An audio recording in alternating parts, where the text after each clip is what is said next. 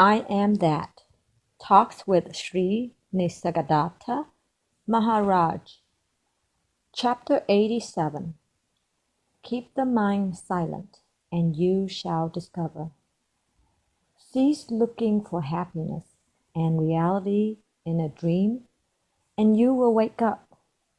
You need not know all the why and how. There is no end to questions. Abandon all desires. Keep your mind silent, and you shall discover. Questioner. Once I had a strange experience. I was not, nor was the world. There was only light, within and without, an immense peace. This lasted for 4 days, and then I returned to everyday consciousness. Now I have a feeling that all I know is merely scaffolding, a covering hiding the building under construction. The architect, the design, the plans, the purpose, I know nothing. Some activity is going on. Things are happening. That is all I can say. I am that scaffolding, something very flimsy and short-lived. When the building is ready, the scaffolding will be dismantled and removed. The I am and what am I are of no importance, because once the building is ready, the I will go as a matter of course, leaving no questions about itself to answer. Maharaj, are you not aware of all this? Is not the fact of awareness the constant factor? Questioner. My sense of permanency and identity is due to memory, which is so evanescent and unreliable. How little I remember, even of the recent past. I have lived a lifetime, and now what is left with me? A bundle of events, at best a short story. Maharaj, all this takes place within your consciousness. Questioner, within and without, in daytime within, at night without. Consciousness is not all. So many things happen beyond its reach. To say that what I am not conscious of does not exist is altogether wrong. Maharaj, what you say is logical, but actually you know only what is in your consciousness. What you claim exists outside consciousness experience is inferred. Questioner, it may be inferred, and yet it is more real than the sensory. Maharaj, be careful. The moment you start talking, you create a verbal universe, a universe of words, ideas, concepts, and abstractions interwoven and interdependent, most wonderfully generating, supporting, and explaining each other, and yet all without essence or substance, mere creations of the mind. Words create words. Reality is silent. Questioner, when you talk, I hear you. Is that not a fact? Maharaj, that you hear is a fact. What you hear is not. The fact can be experienced, and in that sense, the sound of the word and the mental ripples it causes are experienced. There is no other reality behind it.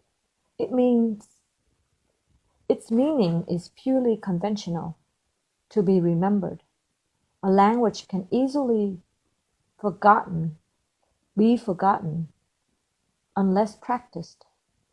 Questioner, if words have no reality in them, why talk at all? Maharaj, they serve their limited purpose and interpersonal communication. Words do not convey facts, they signal them. Once you are beyond the person, you need no words. Questioner, what can take me beyond the person? How does one go beyond consciousness? Maharaj, words and questions come from the mind and hold you there. To go beyond the mind, you must be silent and quiet. Peace and silence. Silence and peace. This is the way beyond. Stop asking questions. Questioner. Once I give up asking questions, what am I to do? Maharaj. What can you do but wait and watch? Questioner. What am I to wait for? Maharaj. For the center of your being to emerge into consciousness, the three states of sleeping, dreaming, and waking are all in consciousness. The manifested, what you call consciousness, will also be manifested in time. Beyond consciousness altogether lies the unmanifested. And beyond all and pervading all is the heart of being, which beats steadily, manifested, unmanifested, manifested, unmanifested, saguna, nirguna. Questioner. On the verbal level, it sounds all right. I can visualize myself as the seed of being, a point in consciousness, with my sense I am pulsating, appearing and disappearing alternately. But what am I to do to realize it as a fact, to go beyond into the changeless, wordless reality? Maharaj, you can do nothing. What time has brought about, time will take away. Questioner. Then why all these exhortations to practice yoga and seek reality? They make me feel empowered and responsible, while in fact it is time that does all. Maharaj, this is the end of yoga, to realize independence. All that happens, happens in and to the mind, not to the source of the I am. Once you realize that all happens by itself, call it destiny, the will of God, the mere accident, you remain as witness only, understanding and enjoying, but not perturbed. Questioner. If I cease trusting words altogether, what will my condition be? Maharaj. There is a season for trusting and for distrusting. Let the seasons do their work. Why worry? Questioner. Somehow I feel responsible for what happens around me. Maharaj, you are responsible only for what you can change. All you can change is your attitude. There lies your responsibility. Questioner, you are advising me to remain indifferent to the sorrows of others. Maharaj, it is not that you are indifferent. All the sufferings of mankind do not prevent you from enjoying your next meal. The witness is not indifferent. He is the fullness of understanding and compassion. Only as the witness can you help another. Questioner. All my life I was fed on words. The number of words I have heard and read goes into the billions. Did it benefit me? Not at all. Maharaj, the mind shapes the language and the language shapes the mind. Both are tools. Use them, but don't misuse them. Words can only bring you up to their own limit. To go beyond, you must abandon them. Remain as the silent witness only. Questioner, how can I? The wool disturbs me greatly. Maharaj, it is because you think yourself as big enough to be affected by the wool. It is not so. You are so small that nothing can pin you down. It is your mind that gets caught, not you. Know yourself as you are, a mere point in consciousness, dimensionless and timeless. You are like the point of the pencil. By mere contact with you, the mind draws its picture of the world. You are single and simple. The picture is complex and extensive. Don't be misled by the picture. Remain aware of the tiny point which is everywhere in the picture. What is can cease to be. What is not can come to be. But what neither is nor is not, but on which being and non-being depend is unassailable. Know yourself to be the cause of desire and fear, itself free from both. Questioner: how am I the cause of fear? Maharaj: all depends on you. It is by your consent that the world exists. Withdraw your belief in its reality, and it will dissolve like a dream. Time can bring down mountains. Much more can be done by you who are the timeless source of time, for without memory and expectation, there can be no time. Questioner: is the I am the ultimate? Maharaj: before you can say I am, you must be there to say it. Being need not be self-conscious. You need not know to be, but you must be to know. Questioner: sir, I'm getting drowned in a sea of words. I can see that all depends on how the words are put together, but there must be somebody to put them together meaningfully. By drawing words at random, the Ramayana, Mahabharata, and Bhagavata could never be produced. The theory of accidental emergence is not tenable. The origin of the meaningful must be beyond it. What is that power that creates order out of chaos? Living is more than being, and consciousness is more than living. Who is the conscious living being? Maharaj: your question contains its answer. A conscious living being is a conscious living being. The words are most appropriate, but you do not grasp their full import. Go deep into the meaning of the words being, living, and conscious, and you will stop running in circles and asking questions, but missing answers. Do understand that you cannot ask a valid question about yourself because you do not know whom you are asking about. In the question, who am I? The I is not known, and the question can be worded as, I do not know what I mean by I. What you are, you must find out. I can only tell you what you are not. You are not of the world. You are not even in the world. The world is not. You alone are. You create the world in your imagination like a dream.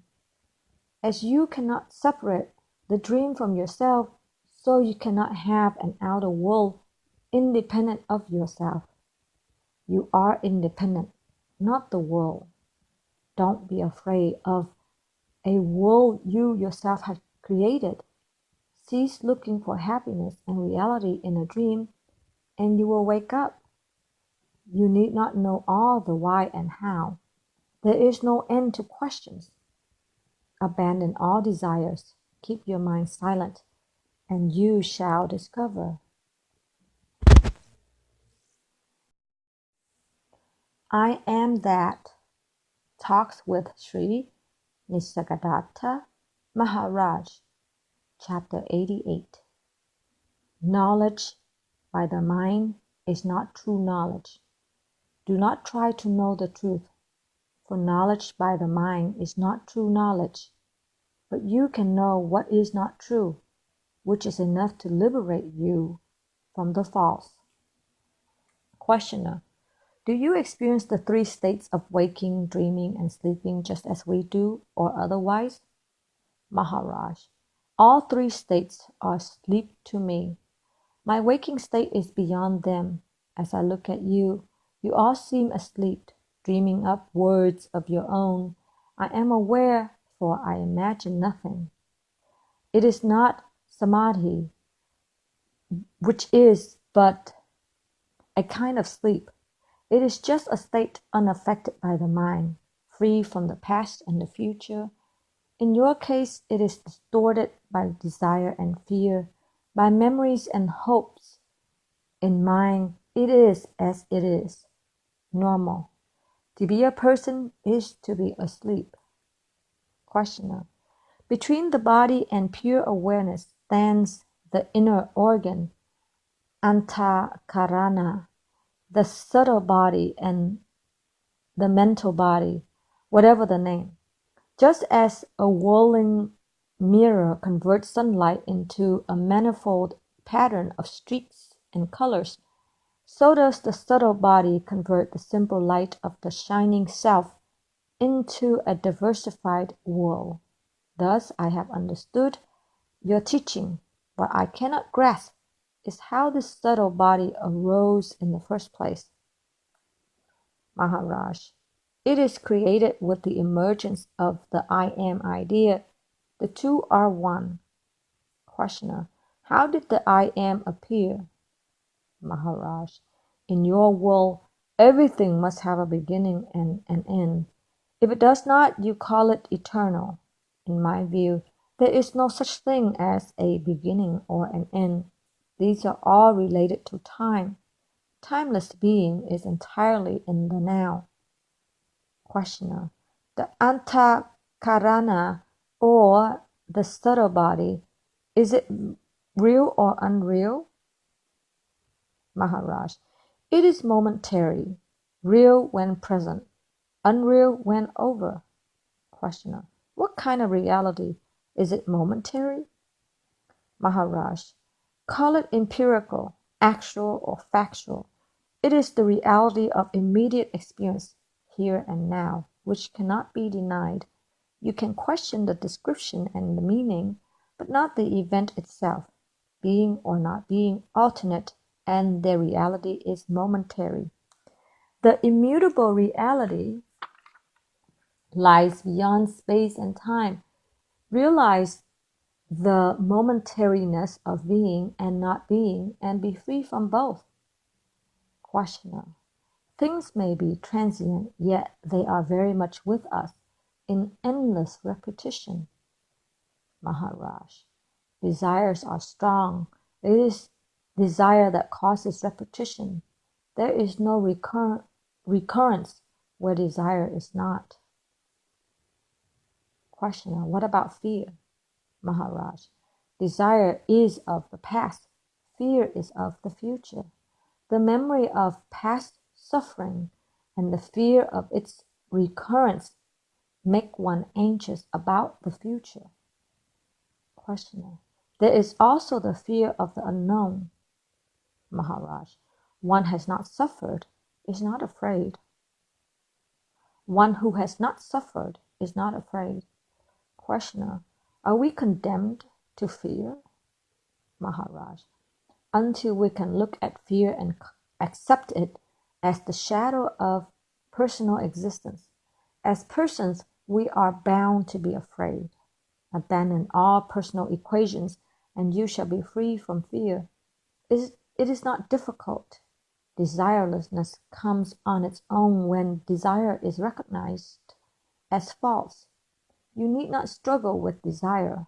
Ultimately, it is an urge to happiness, which is natural as long as there is sorrow. Only see that there is no happiness in what you desire. Questioner, we settle for pleasure. Maharaj, each pleasure is wrapped in pain. You will soon discover that you cannot have one without the other. Questioner, there is the experiencer and there is his experience. What created the link between the two? Maharaj, nothing created it. It is. The two are one. Questioner, I feel there is a catch somewhere, but I do not know where. Maharaj, the catch is in your mind, which insists on seeing duality where there is none. Questioner, as I listen to you, my mind is all in the now, and I am astonished to find myself without questions. Maharaj, you can know reality only when you are astonished. Questioner, I can make out that the cause of anxiety and fear is memory. What are the means for putting an end to memory? Maharaj, don't talk of means. There are no means. What you see as false dissolves. It is the very nature of illusion to dissolve on investigation. Investigate, that is all. You cannot destroy the false, for you are creating it all the time. Withdraw from it, ignore it, go beyond, and it will cease to be. Questioner.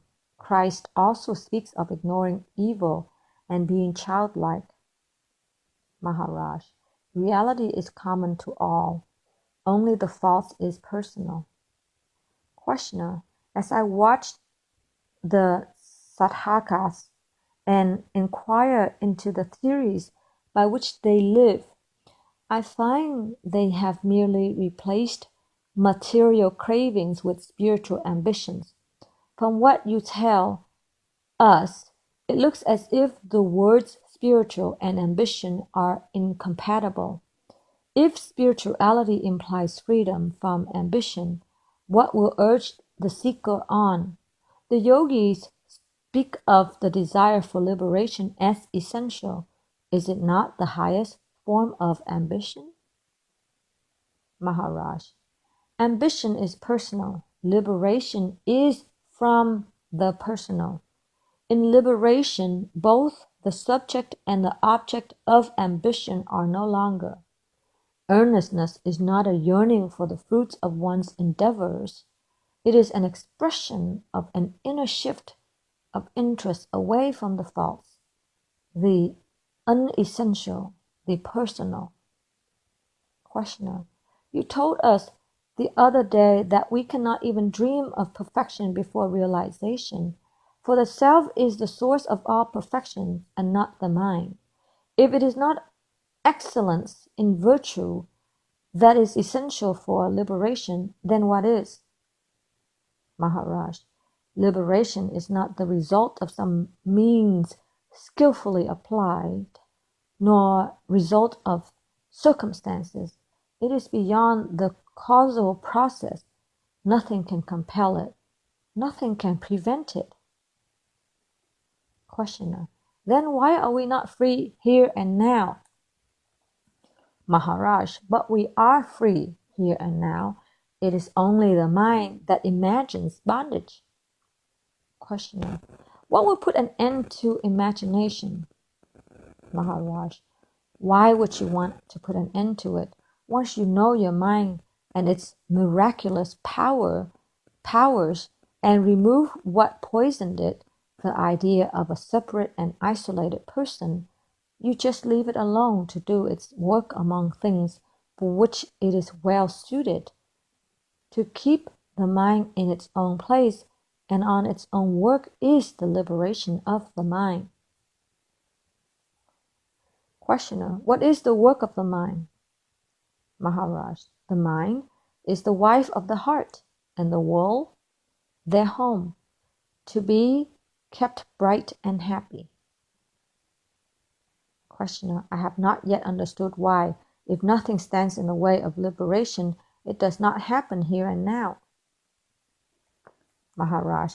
Nothing stands in the way of your liberation, and it can happen here and now, but for your being more interested in other things, and you cannot fight with your interests. You must go with them, see through them, and watch them reveal themselves as mere errors of judgment and appreciation. Questioner. Will it not help me if I go and stay with some great and holy man? Maharaj. Great and holy people are always within your reach, but you do not recognize them. How will you know who is great and holy? By hearsay? Can you trust others in these matters, or even yourself? To convince you beyond the shadow of a doubt, you need more than a recommendation, more even than a momentary rapture. You may come across a great and holy man or woman and not even know for a long time your good fortune.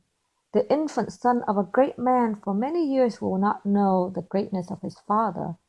You must mature to recognize greatness and purify your heart for holiness, or you will spend your time and money in vain and also miss what life offers you.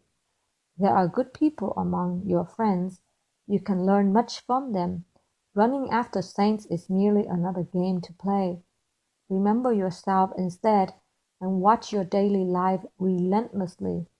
Be earnest, and you shall not fail to break the bonds of inattention and imagination. Questioner: Do you want me to struggle all alone? Maharaj: You are never alone. There are powers and presences who serve you all the time most faithfully. You may or may not perceive them. Nevertheless, they are real and active. When you realize that all is in your mind and that you are beyond the mind, that you are truly alone, then all is you.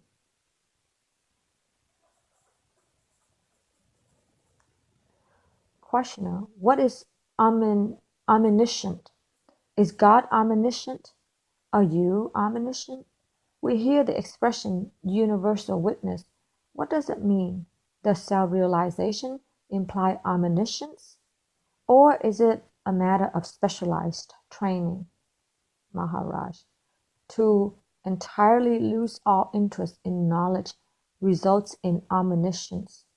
It is but the gift of knowing what needs to be known at the right moment for error-free action.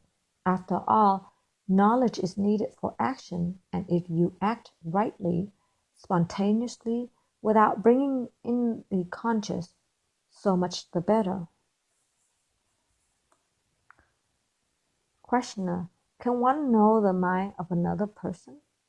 Maharaj: Know your own mind first. It contains the entire universe with room to spare.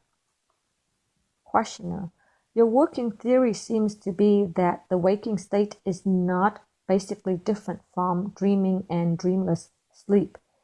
The three states are essentially a case of mistaken self-identification with the body. Maybe it is true, but I feel it is not the whole truth. Maharaj: Do not try to know the truth, for knowledge by the mind is not true knowledge. But you can know what is not true, which is enough to liberate you from the false. The idea that you know what is true is dangerous, for it keeps you imprisoned in the mind. It is when you do not know that you are free to investigate. And there can be no salvation without investigation, because non-investigation is the main cause of bondage. Questioner: You say that the illusion of the world begins with the sense I am, but when I ask about the origin of the sense I am, you answer that it has no origin, for on investigation it dissolves. What is solid enough to build the world on cannot be mere illusion. The I am is the only changeless factor I am conscious of. How can it be false? Maharaj: It is not the I am that is false, but what you take yourself to be. I can see beyond the least shadow of a doubt that you are not what you believe yourself to be. Logic or no logic, you cannot deny the obvious. You are nothing that you are conscious of. Apply yourself diligently to pulling apart the structure you have built in your mind. What the mind has done, the mind must undo. Questioner: You cannot deny the present moment, mind or no mind. What is now is. You may question the appearance, but not the fact. What is at the root of the fact? Maharaj: The I am is at the root of all appearance and the permanent link in the succession of events that we call life, but I am beyond the I am. Questioner: I have found that realized people usually describe their state in terms of borrowed from their religion. You happen to be a Hindu, so you talk of Brahma, Vishnu, and Shiva, and use Hindu approaches and imagery. Kindly tell us what is the experience behind your words. What reality do they refer to? Maharaj. It is my way of talking, a language I was taught to use. Questioner. But what is behind the language? Maharaj. How can I put it into words except in negating term? Therefore, I use words like timeless, spaceless, costless. These two are words, but as they are empty of meaning, they suit my purpose. Questioner. If they are meaningless, why use them? Maharaj. Because you want words where no words apply. Questioner. I can see your point. Again, you have robbed me of my questions.